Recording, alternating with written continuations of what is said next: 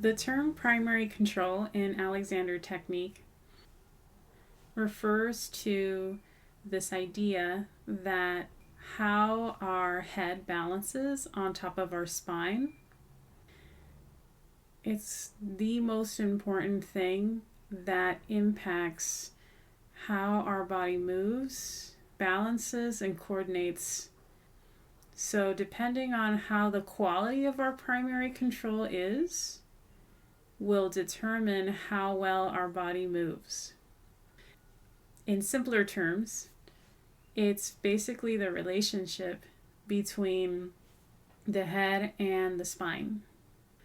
And we call this area the top joint, which is the highest joint in the body, which is where the bottom of the skull meets the top of the spine. So we're going to find our primary control, our top joint. If you want anatomical terms, it's our atlanto-occipital joint. So we're going to place our pointer fingers in our ears, and you can either sit or stand for this exercise. And I want you to become aware that your head has weight.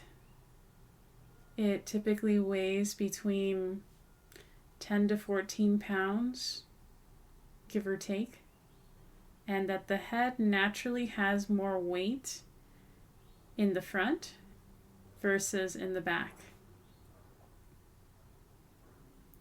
So as you're sitting or standing with your pointer fingers in your ears, just take a moment to let that sink in, that your head has weight. Allow your elbows to soften, your shoulders. Just see if you can maintain a nice, easy uprightness as you're exploring your primary control. Now I want you to imagine that your pointer fingers are lengthening toward each other through your skull, meeting at the center, which is behind your nose and between your ears. And just taking a moment to realize that this is the center of your skull, that there is just as much skull behind your pointer fingers as there is in front of your pointer fingers, and to the sides. And from this space is where your head balances on top of your spine. Many people are surprised at how long the spine is, how far up it reaches. So just take a moment and ask yourself, is this where I thought my head met my spine? Or did I feel it, or did I think it to be lower? And still with your pointer fingers in your ears, I want you to gradually let your head rotate to the right from this space between your ears and behind your nose.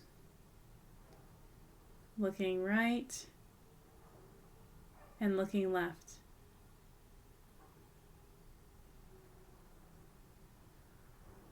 And notice that your neck doesn't have to be so involved, that the rotation comes from higher up. And let your head look up, eyes looking up. Again, letting the movement start from your top joint. Notice if you want to push your spine or your neck forward when your head looks up. See if you can leave your spine and your neck alone and just let your head move. And let your head look down. Drop your hands. And so this space that we're discovering is primary to how our whole body moves. We want to maintain this space, right? The space between the bottom of our skull and the top of our spine. Dynamic and fluid versus stiff and held.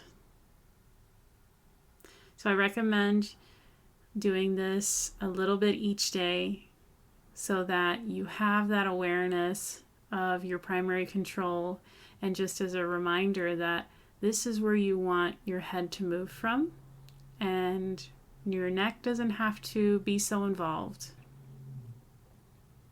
Record yourself, take notes, talk through with your teacher what you see.